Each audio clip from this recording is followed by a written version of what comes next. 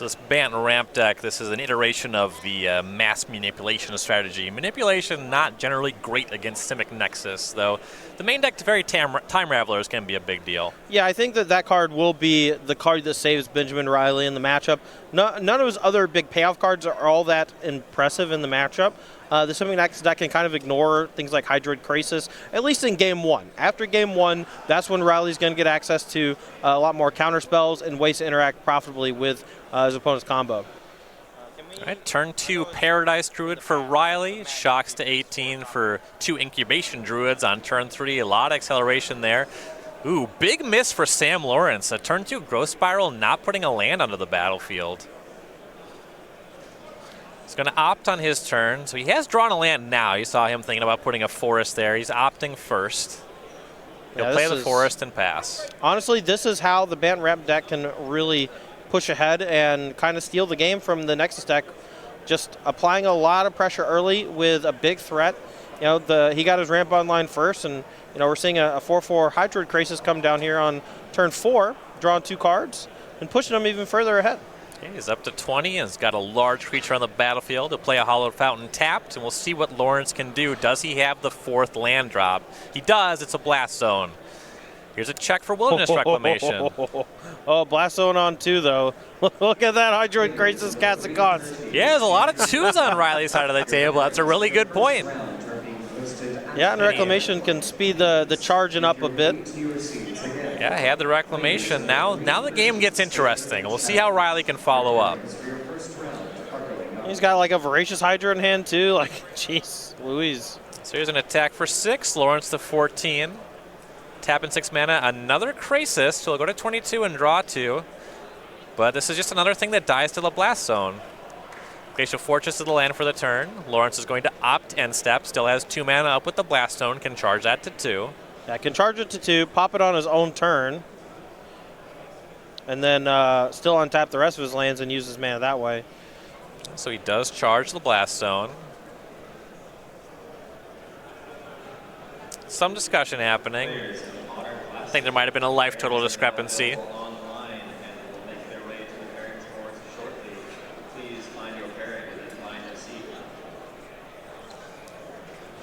It looks like whether Lawrence is at 14 or 12 is the conversation happening.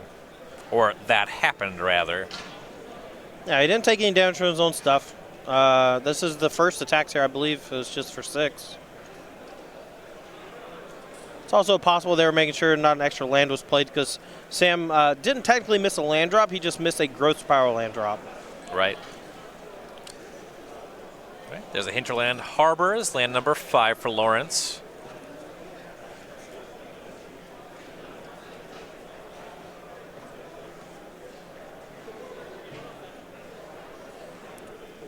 Tapping 5 mana with the Reclamation trigger on the stack. 6/7, there's Nexus of Fate. Yeah, but now the question becomes, can he do anything with that extra mana? And looks like he can't, so it's kind of just cycles, really. Lets him hit a land drop, but he was missing those a little bit anyway. He goes to his extra turn here. Can play Tamio here, looks like. Tick up or down depending on if he wants to get anything back. And still with the Reclamation, can activate the Blast Zone and blow it up and kill literally every creature on Benjamin Reilly's side of the battlefield. So here's Tamio, Collector of Tales. Pluses that. See if he finds a card. I'm not sure what the name is. Hit a search for Escanto, which I thought might be the name. So it looks like he probably named Nexus of Fate since he already has the Tamio going. You don't really need multiple card draw engines. You just want to find those Nexus to continually activate, or continually take turn after turn, rather. Breeding Pool was land for turn, uses Reclamation, now had 6 lands, 1 was on tap. It's going to Nexus of Fate, take another turn. Blink of an eye is the draw. Not a huge pickup, but could be good later on. Right now, just trying to see if he can effectively combo kill from here. It was that early stumble with the Spiral, but things looking a lot better now as the Tamio finds a Nexus of Fate.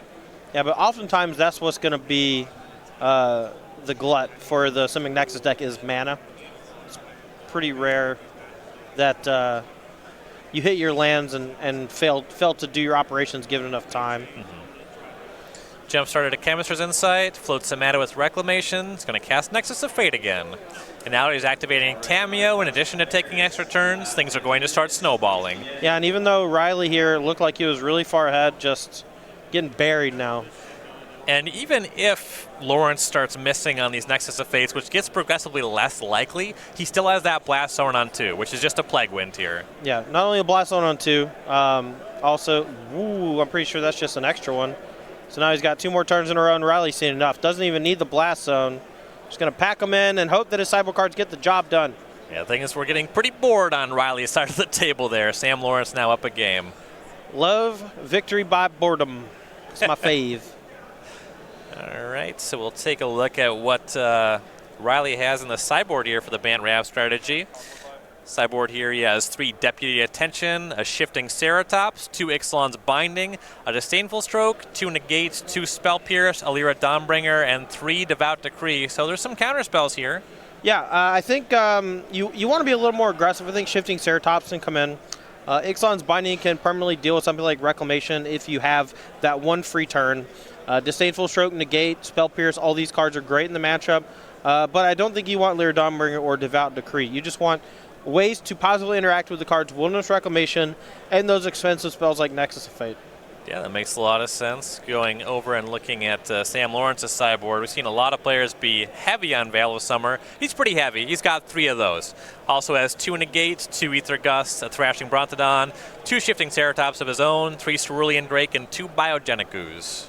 Yeah, I expect the Simic Nexus deck to go a bit wider. Biogenic Ooze is pretty good at just like kind of brick walling a lot of the ground threats, but Benjamin Reilly didn't really see a ton, Lars didn't see a ton of Benjamin Reilly's deck, so it's possible that he just kind of stays the course and just tries to fight through the counter spells that he knows are going to be coming. Veil of Summer definitely comes in. Aether Gust seems like a no-brainer. Other than that, though, maybe the Biogenic Oozes if he does want an alternate win con.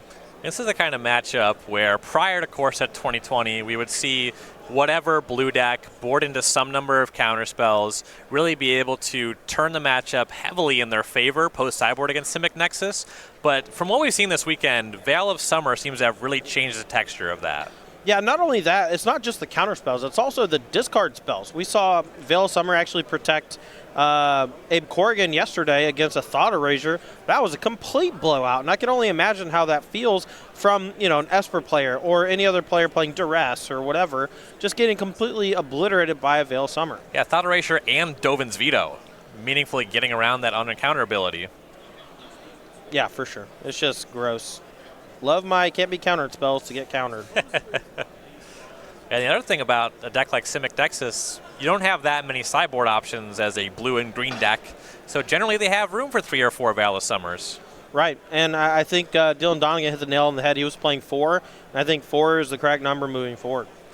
So Reilly on the play, shock to 18 for Temple Garden and a Llanowar Elf. Lawrence just a tap breeding pool. Yeah, it looks like Reilly actually brought in Deputy Detention to give him a little more access to hitting those Planeswalkers, some of those weirdo permanents.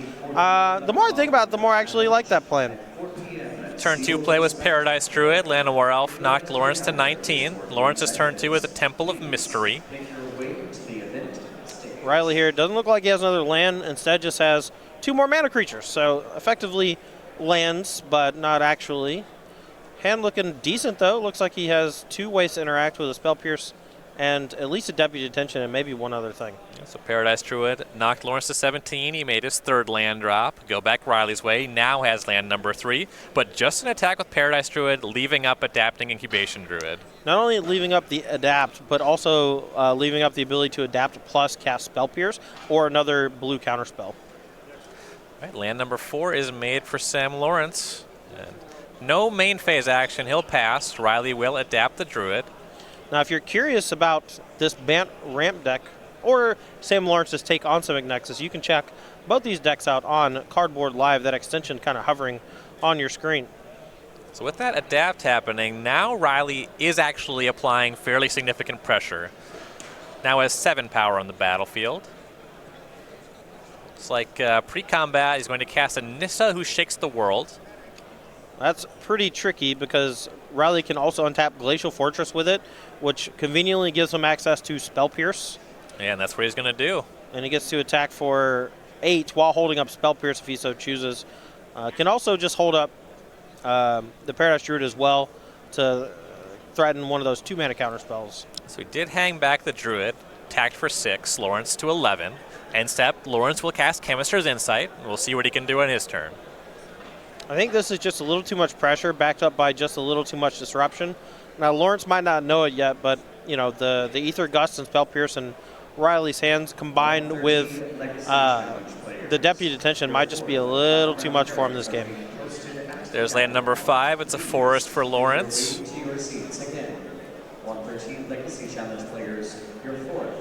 Was looking at a tap for 4. Instead, he's going to start with Growth Spiral. Yeah, it's going to let him maybe hit a land, push a little further, get ahead of schedule here, because he was going to have basically dead mana if this Tamiyo or Reclamation got countered, which it most certainly is.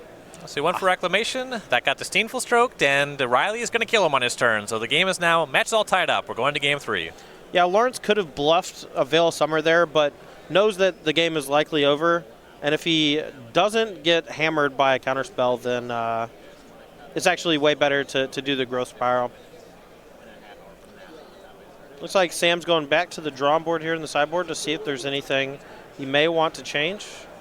Opts to leave it as is. And there you really saw the strength of Nisu Shakes the World, not only as a way to apply pressure, but also just generate a little extra mana on top of being able to apply pressure. Untapping that Glacial Fortress allowed him to attack for a huge chunk of damage while still holding up the counterspell, and that was all she wrote. Play draw definitely going to be a factor when we talk about 2 decks that are, in a lot of ways, fighting on the same axis. Mana Acceleration, battling on the stack with counterspells, trying to establish dominance that way. Yeah, I think the problem is that Simic Nexus just is trying to put too many different types of pieces together, and someone who just has an overwhelming amount of disruption backed by just a medium amount of pressure is usually going to be a little too much for the Simic Nexus to deal with. We've seen it win a Mythic Championship recently. We've seen it have a reasonable amount of success here on the SCG Tour. But for the most part, we have a lot of great players on the tour who played the deck and who don't put up, great results with it. I know Dylan Han and Ali Warfield, both huge proponents, both played it this weekend.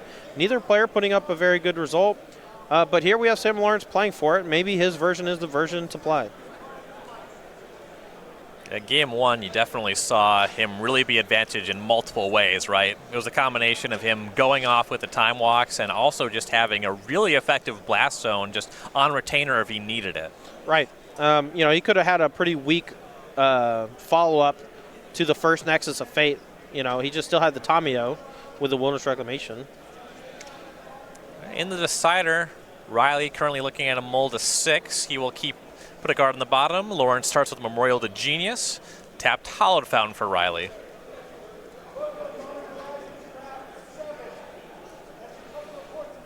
Lawrence is going to shock for Breeding Pool on turn 2. He's at 18. Usually means search for Escanta or Growth Spiral. Yeah, I might have both and just is tanking on which one to do. A lot of times you want to get search for Escanta down first, but if you Growth Spiral and are able to cast something like Wilderness Reclamation on 4, that huge mana boost could be enough to just seal the deal on turn 3. Was a Growth Spiral. That resolved, and he put in a Temple of Mystery. Let's see how good the turn 3 can be. He has his 4th land. He'll cast Search for Escanta. Reilly throws a Glacial Fortress on the table, but he'll negate that. Yeah, and he actually had the option to play a Tamiyo or the Search for Escanta, effectively using the Search for Escanta as bait, hoping that the Tamiyo would resolve. There's no mana acceleration for Reilly, just making land drops here. Yeah, this is probably a case of just being a little too reactive. Lawrence actually, if he wants, could just keep playing lands and passing turn. Reilly's not really putting any pressure on him. So Lawrence attempted a Tamiyo. That met another negate. Now on Reilly's turn, shocks for a Temple Garden. Is going to leave up all 4 mana. I believe his deck has 2 main deck Frilled Mystics. Yes. Well, Frilled Mystic would be a heck of a card here if he does have it. I see a Deputy Detention. I see a Nisu Shakes the World, a Glacial Fortress, and other. Well, Sam's going to run out a main phase Chemister's Insight. That's not a card that really cares about being counterspelled. Yeah. Pretty heads-up play by Lawrence. Knows that he just needs to hit land drops. All right, here's Nissa, who shakes the world for Reilly. He'll untap a breeding pool, attack Lawrence to 15. And gets to leave up negate mana with that breeding pool alone, which is pretty nice. Yeah, and that represents another negate if he has one. So here's Search for Escanta as the first spell for Lawrence. Still has 4 mana left over. Is Reilly going to do anything? Looks like it resolves. Here goes a Jumpstart Chemist's Insight. This is just looking for land number 7 to play. That Growth Spiral is a lot worse when you don't have lands to put onto the battlefield with it. Right. Yeah, we saw him get a little bit ahead on land drops early, but when he got to 5, he missed for a little bit. But here is land number 7. It's a breeding pool. Just want to point out that, you know, Reilly has had 2 pieces of interaction with those 2 negates, and his first amount of pressure is Nissu Shakes the World on turn 5. But this might be enough to win the game by itself. We have Deputy Detention coming down, which is going to lock down the Search for Escanta. The Nissa is going to +1 again, attack for 6. That puts Sam down to 9. And he has to win next turn, or effectively not lose next turn with a counterspell or something, or a Root Snare rather, or else he's just dead. Yeah, suddenly in very dire straits. Go Lawrence's way. Doesn't have a Reclamation on the table yet. Just 9 life. Has to have a very impactful turn here. Yeah, and Blastone, you know, can't really deal with these land creatures. And Lawrence might just be dead. And that, honestly, is just the raw power of Nissu Shakes the World. It's already dealt 9 damage, making 2 3/3s, and next turn can represent 9 more. And there's land number 8 for Lawrence. He's going to attempt a Wilderness Reclamation. It looks like that's going to resolve. Right. He has a Tameo to go with it. He'll plus that. Presumably looking for Nexus of Fate. Finds a negate in 3 lands. Those will go to the graveyard. Now he'll untap from Reclamation.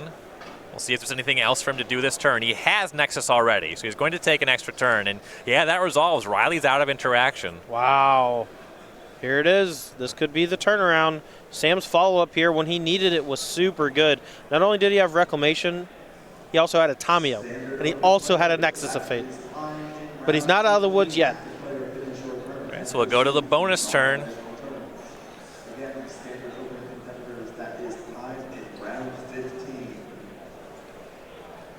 Tapping a lot of mana here. It's going to be Sacrifice Memorial to Genius, draw 2 cards. Look like Growth Spiral, Blink of an Eye. Those ones not super good. No, he really needs a Root Snare or another Nexus of Fate.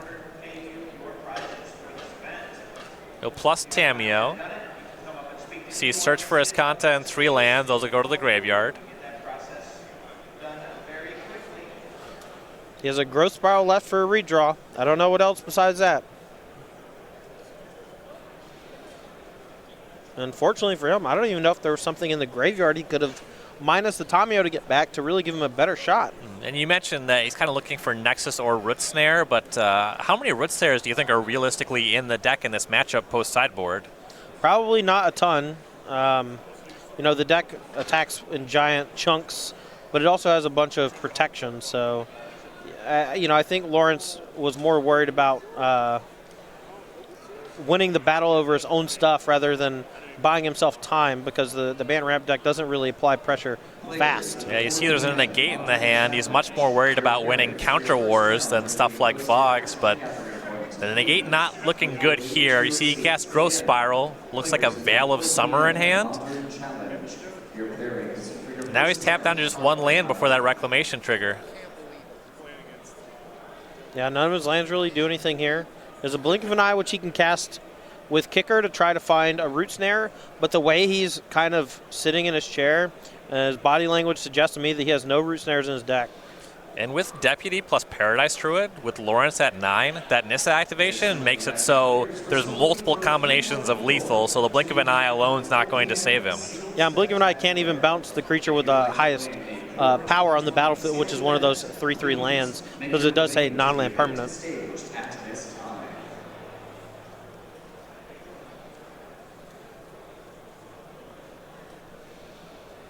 Lawrence trying to think of if there's anything he can do. What's the way to maybe see the most cards? How can he get out of this? What cards can he draw? about 14 turns ago, he could have gone Blood Sun, Blast Zone, comes in with 0 counters, kill the Blood Sun or bounce it with the blink of an eye, and then blow up all the lands. Yes, it works. That's wild. I'm literally checking the Oracle on Blast Zone because that sounds like nonsense. It's really hard to get 0 counters on it. You're right. That says non-land on it. Damn it! Yeah. They don't make cards like Pernicious Deed anymore. My cheekiness got the better of me. You said it very confidently. Why does it say non-land? That's just how you... You know how hard it is to get a counter off of a Blast Zone? Like a build your own Armageddon? That's so hard. And so Lawrence untap with Reclamation. He's going to kick the blink of an eye on the Nissa, draw a card. Right, that's... Well, he's still facing down 9 on the table. So that's interesting, but it's not enough on its own. Yeah, but maybe he's baiting Gilly into casting the Nissa again. But Attack you for 9. That's going to do it. Benjamin Reilly advances to 12-3 and to the top 8 of this tournament. Yeah, that was pretty brutal there.